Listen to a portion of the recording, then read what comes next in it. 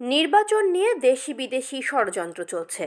একজন বলছেন সংস্কার, একজন বলছেন স্থানীয় নির্বাচন। আমরা পরিষ্কার ভাষায় বলছি, বাংলাদেশে জাতীয় নির্বাচনের আগে কোনো নির্বাচন হতে দেওয়া হবে না। বিএনপির স্থায়ী কমিটির সদস্য বেগম সেলিনা রহমান একথা বলেন। সোমবার 17 ফেব্রুয়ারি সন্ধ্যায় মাদারীপুর শহরের লেকপাড়ের স্বাধীনতা অঙ্গনে জেলা বিএনপির আয়োজিত জনসভায় প্রধান অতিথির বক্তব্যে তিনি একথা বলেন।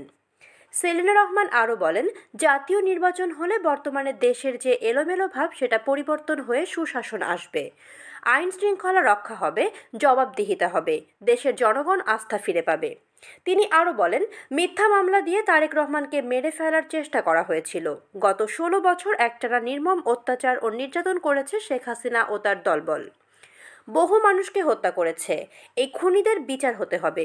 সবাইকে সজাগ থাকতে হবে।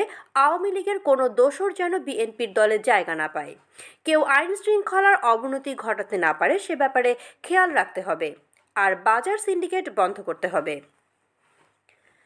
মাদারীপুর জেলা বিএনপির আহ্বায়ক অ্যাডভোকেট জাফর আলী মিয়ার সভাপতিত্বে ও সদস্য সচিব জাহানদার আলী জাহানের সঞ্চালনায় আরও উপস্থিত ছিলেন কেন্দ্রীয় বিএনপির সাংগঠনিক সম্পাদক শামা ওবায়েদ, গণশিক্ষা বিষয়ক সম্পাদক আনিসুর রহমান খোকন তালুকদার, সহ সাংগঠনিক সম্পাদক খন্দকার মাশকুর রহমান, সহ শিক্ষা বিষয়ক সম্পাদক হেলেন জেরিন খান, সদস্য কাজী হুমায়ুন কবির প্রমুখ।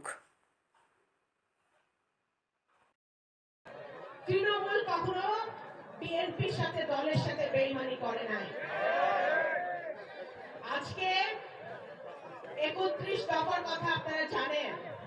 31 দফা যে জনাব তারেক রহমান দিয়েছেন, শহীদ রাষ্ট্রপতি জিয়াউর রহমানের 19 দফার উপরে ভিত্তি করে এবং দেশনেত্রী বেগম খালেদা জিয়া যে ভিশন 2030 দিয়েছিল তার উপরে ভিত্তি করে উনি যে 31 দফা দিয়েছেন, উনি পরিষ্কার করে বলেছেন যেই দল সরকার গঠন করবে, যে ব্যক্তি প্রধানমন্ত্রী হবে ইনশাআল্লাহ, উনি নিজে বলেছেন যে বাংলাদেশে দুইবারের পরপর দুইবারের বেশি একজন ব্যক্তি প্রধানমন্ত্রী থাকতে পারবে না।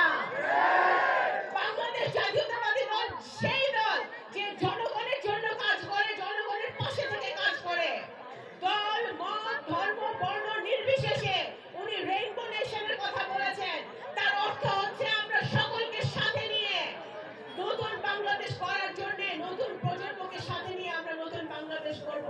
দল এগুলো আসল কথা, তোমাদেরকে রুখে দাঁড়াতে হবে।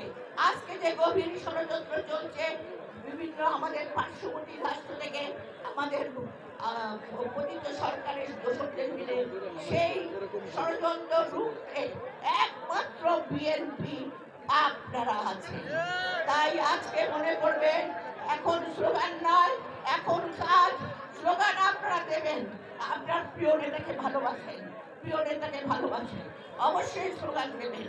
যখন সময় হবে, আমরা যখন যুদ্ধে জয়লাভ করতে পারবো, তখন আমরা যখন তারেক রহমানকে ফিরিয়ে আনতে পারবো, যখন দেশের একটি বেগম খালেদা জিয়া আসবে, তখন আমরা স্লোগান দেব।